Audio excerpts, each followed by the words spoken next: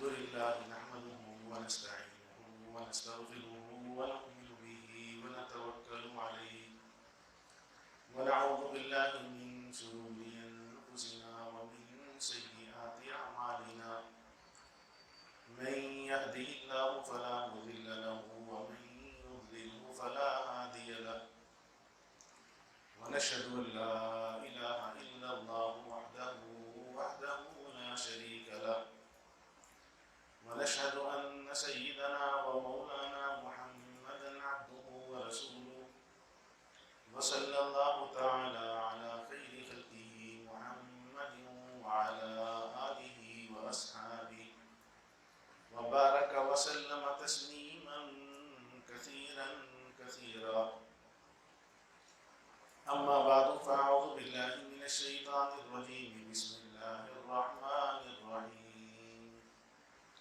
يا أيها الذين آمنوا كتب عليكم الصيام كما كتب على الذين من قبلكم لعلكم تتقون صدق الله مولانا العظيم وصدق رسوله النبي الكريم ونحن على ذلك من الشاهدين والشاكرين والحمد لله رب العالمين.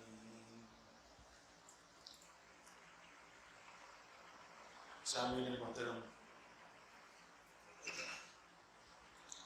رمضان المبارک کا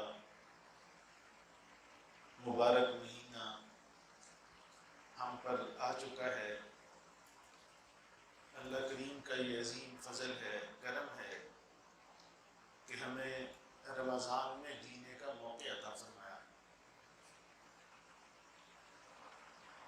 میں نے عرض کیا تھا کہ یہ رمضان کتنا عظیم الشان ہے، کتنا بابرکت ہے، اس میں اللہ کریم کی کیسی رحمتیں، انوارات، برکات چھپے ہوئے ہیں، یہ نظر والوں کو پتہ چلتا ہے۔ چنانچہ آقا کریم صلی اللہ علیہ وآلہ وسلم نے ایک جگہ ارشاد فرمایا کہ اگر ایمان والوں کو اس رمضان کی حقیقت معلوم ہو جائے کہ اس رمضان اور اس کی بھوک اور پیاس کے پیچھے کیا کچھ چھپا ہوا ہے، فرمایا یہ میری امت سارا سال رمضان ہونے کی تمنا کرے، کہے 11 مہینے بھی رمضان ہی ہو۔ یہ آقا کریم صلی اللہ علیہ وآلہ وسلم نے سب کچھ دیکھ کر ہمیں بتلایا۔ اب اللہ جل جلالہ جب روزے کا حکم دے رہے ہیں، میں نے آپ کے سامنے آیت کریمہ پڑھی تو اس میں دیکھیے کتنی محبت ہے، کتنی شفقت ہے۔ فرما رہے ہیں یا ایھا الذین آمنوا، اے وہ لوگوں جن کا رشتہ میرے ساتھ ایمان کا ہے، یقین کا ہے، وہ دل سے مجھے تسلیم کرتے ہیں۔ یا ایھا الذین آمنوا کتب علیکم الصیام، تم پر روزے فرض کیے گئے ہیں، لازم کیے گئے ہیں، ضروری کر دیے گئے ہیں۔ اب چونکہ روزہ معمول سے ہٹنا ہے، اپنے معمولات سے ہٹنا ہے، صبح سے معمول ناشتے کا، دوپہر کو کھانے کا، شام کو کھانے کا، دن میں مشروبات کا، تو اللہ تعالیٰ فرما رہے ہیں کہ تم پر روزہ فرض کیا گیا ہے۔ تھوڑا سا مشکل محسوس ہوا، فرمایا غم نہ کرو کما کتب علی الذین من قبلکم، تم سے پہلے لوگوں پر بھی اس طرح روزے فرض ہوئے ہیں۔ جب انسان دیکھتا ہے نا کوئی تکلیف عام ہوتی ہے، بہت سارے لوگ مبتلا ہو گئے ہیں، تو اس آفت کی، مصیبت کی تکلیف کم ہو جاتی ہے۔ ابھی کرونا ہی ہے، جب شروع میں آیا تو کیسا خوف تھا، اور اب آہستہ آہستہ خوف ختم ہو رہا ہے۔ تو یہ چونکہ روزے کا حکم دیا جا رہا ہے انسانی معمول سے ہٹ کر، تو فرمایا کہ یہ صرف تمہارے اوپر ہی پابندی نہیں ہے کھانے پینے سے رکنے کی، تم سے پہلے لوگوں پر بھی یہ روزے فرض کیے گئے، تو تھوڑی تکلیف کم ہو گئی ہم جیسے لوگوں کے لیے۔ آگے فرمایا لعلکم تتقون، یہ جو روزے تم پر فرض کیے ہیں نا، اس کے اندر ایک بڑی حکمت چھپی ہوئی ہے۔ وہ کیا کہ تاکہ تمہارے اندر تقوی کی شمع روشن ہو جائے۔ یہ روزہ اس لیے فرض ہوا کہ تمہارے دل میں تقوی کی شمع روشن ہو جائے۔ اب تقوی کیا چیز ہوتی ہے؟ ہم استعمال تو کرتے رہتے ہیں لفظ تقوی، متقی، پرہیزگار، تو تقوی کی حقیقت کیا ہے؟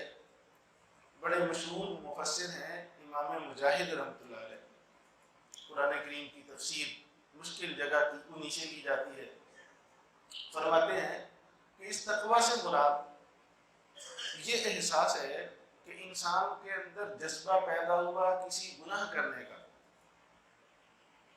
اور پوری شدت سے وہ جذبہ انسان کے اندر جاگ اٹھا کہ گناہ کروں، موقع بھی ہے، دیکھنے والا بھی کوئی نہیں، ماحول بالکل سازگار ہے گناہ کرنے کا، لیکن فرمایا کہ یہ جذبہ شدت سے اندر پیدا ہوا، روکنے والا بظاہر وہاں اور کوئی سبب نہیں، ایک دم اسے یہ خیال آیا کہ مجھے کسی ذات نے پیدا کیا، وہ ذات مجھے دیکھ رہی ہے، جس ذات نے مجھے یہ طاقت دی اسی ذات نے یہاں طاقت استعمال کرنے سے روکا۔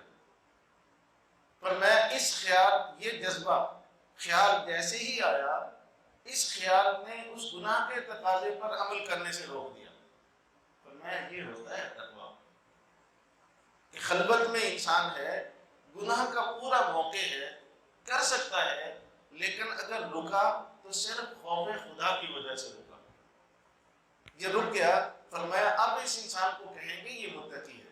ایک وہ انسان ہے کہ گناہ کا جذبہ تو پیدا ہوا لیکن کرنے کا موقع نہیں مل رہا، اللہ کریم اسے ماحول ہی فراہم نہیں کر رہے، تو یہ اگر بچ رہا ہے تو یہ متقی نہیں ہے، اسے یہ نہیں کہہ سکتے کہ یہ متقی ہے۔ متقی وہ انسان ہے کہ ماحول سارا کا سارا فراہم تھا، لیکن وہاں اگر کسی چیز جذبے سے رکا تو وہ اندر کا خوف خدا کا جذبہ تھا، احساس تھا کہ اللہ کریم مجھے دیکھ رہے ہیں۔ فرمایا یہ ہوتا ہے تقویٰ، یہ تقویٰ تمہارے اندر روزے سے پیدا ہوگا۔ جیسے علامہ بہقی رحمہ اللہ ہیں، بڑے مشہور محدث، ان کی کتاب ہے شعاب الایمان، اس میں حضرت نے ایک بڑا خوبصورت واقعہ حضرت عبداللہ بن عمر رضی اللہ تعالیٰ عنہ کا لکھا۔ فرمایا حضرت عبداللہ بن عمر رضی اللہ تعالیٰ عنہما ایک مرتبہ مدینہ طیبہ سے کسی سفر پر تشریف لے جا رہے تھے، تو چلتے کچھ ساتھ ساتھی بھی تھے، شاگرد بھی تھے، متعلقین بھی تھے، گویا کہ ایک قافلہ تھا۔ چلتے چلتے بھوک کا احساس ہوا تو اپنے ہی پاس کھانا رکھا ہوا تھا، تو ساتھیوں سے عرض کیا کہ بھائی دسترخوان لگاؤ۔ اب دسترخوان لگا، جیسے ہی دسترخوان سجا تو دیکھا کہ قریب سے ایک چرواہا گزر رہا ہے، بکریاں اس کے پاس ہیں، چرواہا ہے اور شکل و صورت سے غلام معلوم ہوتا ہے۔ تو حضرت عبداللہ بن عمر رضی اللہ تعالیٰ عنہ نے جیسے دیکھا کہ یہ غلام ہے، چرواہا ہے، بیچارہ پتہ نہیں کب سے بھوکا پیاسا ہوگا، تو دسترخوان لگا ہوا اس کو آواز دی کہ بھائی آ جاؤ، آپ بھی شریک ہو جاؤ ہمارے ساتھ، آپ بھی ہمارے ساتھ کھانا کھاؤ۔ تو وہ غلام چرواہا عرض کرنے لگا کہ حضور میں روزے سے ہوں۔ تو حضرت عبداللہ بن عمر رضی اللہ تعالیٰ عنہ نے فوراً اس سے پوچھا کہ اس گرمی میں اور اس لو کے اندر تم روزے سے ہو اور بکریاں چراتے ہوئے صحراؤں میں، جنگلات میں؟ تو فوراً کہنے لگا کہ ہاں میں اپنے ان فارغ دنوں کو قیمتی بنا رہا ہوں، اپنے فارغ دنوں کو قیمتی بنا رہا ہوں۔ انہیں بڑا حضرت عبداللہ بن عمر رضی اللہ تعالیٰ عنہ کی اور توجہ اس غلام کی طرف بڑھی کہ کیسا عجیب و غریب شان رکھتا ہے۔ اس لیے کہتے ہیں نا، ہر کوئی اگر دنیا میں مرتبے کے اعتبار سے چھوٹا ہے اسے حقیر نہ سمجھو، معلوم نہیں اللہ کریم نے اس کو کیا مقام مرتبہ عطا کر رکھا ہے۔ اب یہ ہے تو چرواہا، ہے تو غلام، در بدر پھرنے والا، لیکن کیا اندر جذبہ کہ وہ اس لو کے اندر، گرمی کے اندر بھی نفلی روزہ رکھ کے بکریاں چرا رہا ہے۔ حضرت عمر رضی اللہ تعالیٰ نے متوجہ ہو گئے، فوراً چاہا کہ اس کا مزید امتحان کروں۔ فرمایا کہ بھائی ہم سفر پر جا رہے ہیں تو ہمارے پاس کوئی دودھ کا نظم نہیں ہے، اگر آپ ہمیں اپنی ایک بکری بیچ دیں، اس کی قیمت ہم سے لے لیں تو آپ کی نوازش ہوگی۔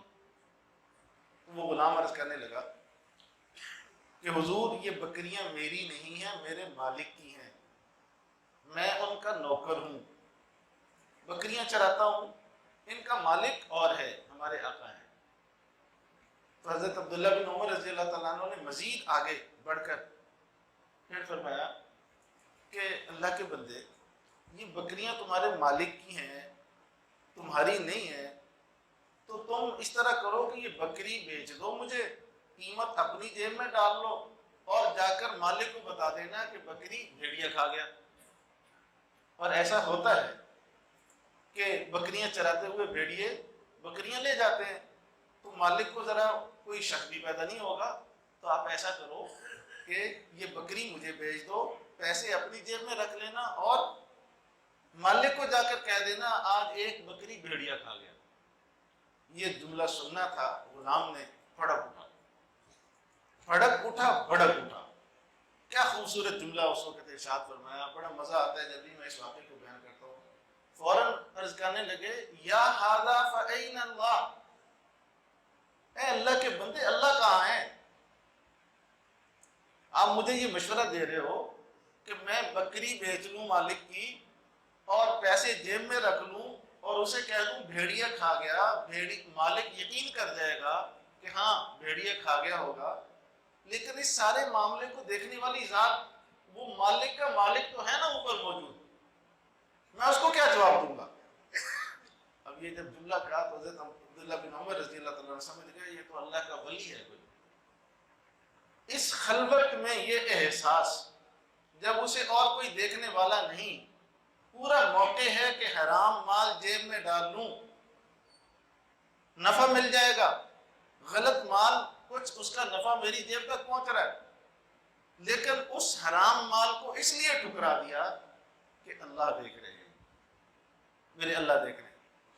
تو یہ ہوتا ہے تقویٰ، اسے کہتے ہیں متقی انسان، پرہیزگار انسان، جب اور کوئی روکنے والا نہیں، صرف اسے خوف خدا روکنے والا گناہ سے۔ پھر کیا ہوا؟ اس غلام سے متعلق روایت میں ہے کہ حضرت عبداللہ بن عمر رضی اللہ تعالیٰ جب آگے اپنے کام سے فارغ ہو کر واپس تشریف لائے تو اس وقت آ کر اس کی خیر خبر لی، نام سے پوچھ لیا تھا یہ غلام کس کا ہے، مالک کون ہے۔ اس کے گھر گئے، پہلے اس کی بکریوں کا سودا کیا، مالک سے پوچھا یہ جو بکریاں چراتا ہے کتنی مالیت کی ہیں؟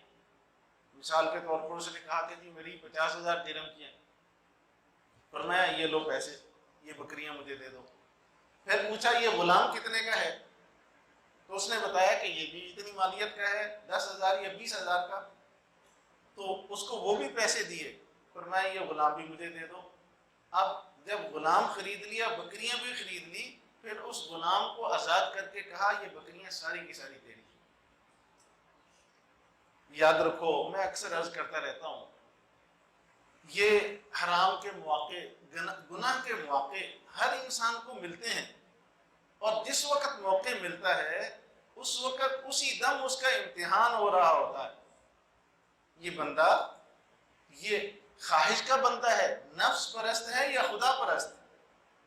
اگر تو خدا پرست ہے وہ پھر لومۃ لائم کی پرواہ نہیں کرتا، انجام کو نہیں دیکھتا، یہ دیکھتا ہے میرے اللہ کا حکم کیا ہے۔ پھر وہ اپنے جذبات، خواہشات، تعلقات اور ان مفادات کو نہیں دیکھتا، پھر وہ کہتا ہے اللہ کا حکم کیا ہے، اور وہ اللہ کے حکم پر کھڑا ہو جاتا ہے، اللہ کریم اس کے لیے سارے در کھول دیتے ہیں۔ اب یہ غلام ہے، اب دیکھو ایک بکری کے پیسہ، حرام کا موقع تھا اس کو مل رہا، ایک بکری کے پیسے جیب میں ڈال سکتا تھا، لیکن اللہ کو خوش کرنے کے لیے، اللہ کے خوف سے اس ایک بکری کے پیسے کو ٹھکرایا۔ تو میرا اللہ کیا اتنا ہی بندوں کا ناقدردان ہے؟ وہ قدر نہیں جانتا کہ بندے نے قربانی اس کے لیے دی اور اسے ایسے ہی چھوڑ دے؟ نہیں، ایک بکری کی قیمت ٹھکرائی، کئی بکریاں بھی مل گئی، آزادی بھی مل گئی۔ لیکن یہ تھوڑی سی آزمائش ہوتی ہے، اللہ کریم ہر بندے کو آزماتا ہے، اور کوئی ہم جیسا کمزور ہو وہ کہتا ہے ابھی آ رہا ہے پتہ نہیں بعد میں ملے گا یا نہیں ملے گا، تو اس وقت ناکام ہو جاتا ہے، پھر الجھتا ہی چلا جاتا ہے، حرام میں گھستا ہی چلا جاتا ہے، ناجائز میں گھستا ہی چلا جاتا ہے۔ تو عرض یہ کر رہا ہوں کہ یہ جو روزہ ہے نا، روزہ اللہ کریم فرماتے ہیں یہ اس لیے فرض کیا لعلکم تتقون، تاکہ تمہارے دلوں میں تقویٰ کی شمع روشن ہو جائے۔ اب روزے سے تقویٰ کی شمع دلوں میں کیسے روشن ہوگی؟ آپ دیکھیں کہ جب انسان کوئی روزہ رکھتا ہے وہ गुनहगार से गुनहगार इंसान, फासिक से फासिक इंसान रोजा रख ले सुबह से लेकर शाम तक। अब देखें, वो घर के अंदर मौजूद, घर के कमरे में फ्रिज मौजूद, उसके अंदर ठंडा पानी भी मौजूद, मशरूबात भी मौजूद, खाने भी मौजूद, दीगर अशिया भी मौजूद, लेकिन सब कुछ है घर में और कोई नहीं। कभी उसका हाथ बढ़ता है कि उठा के खा लूं? जितनी भी प्यास लगी हो, क्या वो चाहता है कि एक गिलास ठंडा पानी पी लूं? कितनी भी तबीयत चाह रही हो खाना खाने को, जब उसने रोजा रख लिया, सुबह नियत कर ली, अब उसका कभी भी हाथ नहीं बढ़ता कि मैं यहां से चीज उठाकर खा लूं। क्यों? इसलिए वो ये कहता है मैंने सुबह अल्लाह से अहद किया मैं रोजा रखूंगा, तो मैंने सुबह से लेकर शाम तक कुछ खाना पीना नहीं है, चाहे मुझे कोई देख रहा या नहीं देख रहा। अब देखो, ये जो सुबह से शाम तक की ट्रेनिंग है, माहौल सारा अब उसके मुआफिक है। खलवत में जाके जैसे चाहे मजे उड़ा सकता है, लोगों को बता सकता है मेरा रोजा है, लेकिन गुनहगार से गुनहगार इंसान भी वो रोजे की हालत में कभी भी उस हलाल चीज की तरफ भी हाथ नहीं बढ़ाता जो उसके घर की फ्रिज में मौजूद है। फरमाया ये जो एक महीना इस अंदाज से ट्रेनिंग करता है, दर पर्दा अल्लाह ताला यही तो समझाना चाहते हैं कि बंदे देखो, सुबह से लेकर शाम तक तू खाने पीने और इज़्दिवाजी ताल्लुकात से रुकता है मेरे लिए। ये एक दिन का रोजा है और एक पूरी जिंदगी का तेरे लिए रोजा है। तो पूरी जिंदगी ये तो हलाल चीजों से रोक रहा है जो तू 24 घंटे खाता था, और रोजा पूरी जिंदगी का ये है जो हमने हराम कर दी है उनसे पूरी जिंदगी रोजा रखे। तो बंदा इस रोजे के दौरान अगर ये दरस ले रहा है तो समझ लो वो हकीकत तकवा तक पहुंच जाता है, मुत्तकी बन जाता है। इससे खुद ब खुद दिल में तकवा की शम्मा रोशन हो जाती है। अब देखो, जो इंसान एक महीना ऐसा करेगा कि अल्लाह के खौफ की वजह से, अल्लाह के हुक्म की वजह से हलाल खाना पीना सब कुछ छोड़ रहा है, तो ये एक महीने की ट्रेनिंग हो गई ना, ये तकवा की ट्रेनिंग। तो गोया कि एक महीना हर साल अल्लाह ताला हमसे ट्रेनिंग करवाते हैं कि देखो मेरे कहने से अगर तुम एक महीने के लिए हलाल खाना पीना ताल्लुकात छोड़ सकते हो, तो पूरी जिंदगी के लिए जो हमारी हराम करदा चीजें क्यों नहीं छोड़ सकते? लोग कहते हैं जी अब रिश्वत ना ले तो गुजारा नहीं, हराम हाथ न चलाएं, हराम माल की तरफ हाथ न बढ़े तो गुजारा नहीं, झूठ ना बोले तो गुजारा नहीं, और ये ना करें तो गुजारा नहीं, खयानत ना करें तो गुजारा नहीं, मिलावट ना करें तो गुजारा नहीं। भाई सब गुजारा हो जाता है, ये आजमाइश है। आप आज कभी ये तजर्बा करके देखें, अल्लाह के लिए किसी चीज को ठुकरा दें, अल्लाह उससे बेहतर आपको अता फरमा देंगे। तो अर्ज करो, अल्लाह ताला फरमा रहे हैं ये जो तुम पर रोजे फर्ज किए गए हैं ना, इनसे मकसद सिर्फ भूखा प्यासा रहना नहीं है, बल्कि इससे मकसद लअल्लकुम तत्तकून, ताकि तुम मुत्तकी परहेजगार बन जाओ। अब अगर कोई इंसान इस पूरे महीने के रोजा रखने के बाद उसके मामलात में 24 घंटे की जिंदगी में अगर वो तकवा की शम्मा रोशन हो गई, अब वो आंख इस्तेमाल करता है, देखता है कहाँ मुझे इस्तेमाल करनी है कहाँ नहीं करनी, हराम चीज की तरफ आंख नहीं उठती, हराम माल की तरफ हाथ नहीं बढ़ते, हराम माल की तरफ कदम नहीं चलते, तो समझ लो इसने रमजान की हकीकत को पा लिया। और ये जो एक महीने की ट्रेनिंग थी वाकईतन उससे सही सबक अखज किया। लेकिन अगर वो एक महीने के रोजे रखे, महीने के बाद उसकी फिर वही जिंदगी है, नजर गलत इस्तेमाल हो रही, जुबान गलत इस्तेमाल हो रही, कान गलत इस्तेमाल हो रहे, दिमाग गलत इस्तेमाल हो रहा है, दिल गलत इस्तेमाल हो रहा है, तो समझ लो इसने आदत पूरी की है, इबादत नहीं की। रमजान की हकीकत इसको नसीब नहीं हुई। हकीकत रमजान की उसे नसीब होगी कि जो इस महीने की ट्रेनिंग से आइंदा की जिंदगी को दुरुस्त कर ले। अगर आइंदा की जिंदगी दुरुस्त हो रही है, मेरे बाकी मामलात भी दुरुस्त हो रहे हैं, तो समझ लो हम रमजान के अनवारात हासिल कर रहे हैं। फिर ये जो रोज़ा है, उलमा ने लिखा कि इसकी 3 किस्में हैं। एक है अवाम का रोज़ा, एक है ख्वास का रोज़ा, और एक है अखस्सुल ख्वास का रोज़ा। अवाम का रोज़ा क्या होता है?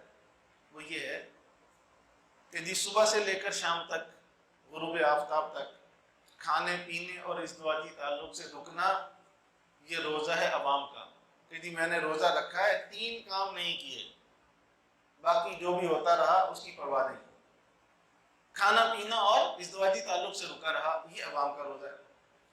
اور خواص کا روزہ کیا ہوتا ہے کہ ان 3 چیزوں سے رکنے کے ساتھ ساتھ وہ اپنے ان جو اعضاء و جوارے ہیں، ظاہری اعضاء ہیں، ان کو بھی ناجائز چیزوں سے روکتے ہیں۔